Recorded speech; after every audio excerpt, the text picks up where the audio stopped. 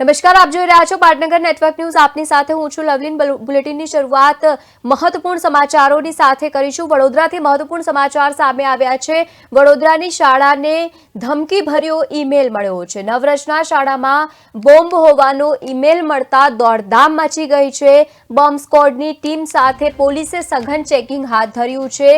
ધમકીભર્યો email મળતા બાળકોને શાળામાંથી રજા આપી દેવામાં આવી છે। પોલીસ અને સાથે જ બોમ્બ સ્ક્વોડની ટીમ ત્યાં પહોંચી ગઈ છે। તપાસ હાથ ધરવામાં આવી રહી છે। મહત્વપૂર્ણ સમાચાર આ વડોદરાથી સામે આવ્યા છે।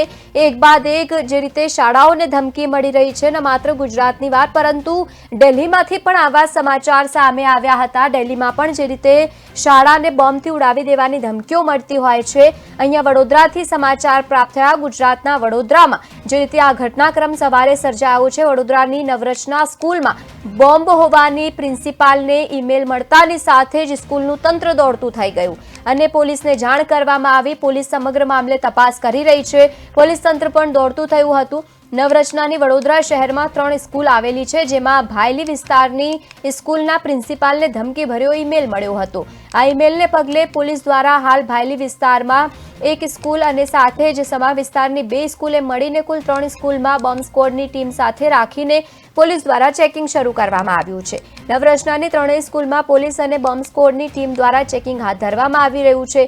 બસ સહિતના વાહનો અને આસપાસના વિસ્તારોને પણ સઘન ચેકિંગ કરવામાં આવી રહ્યા છે।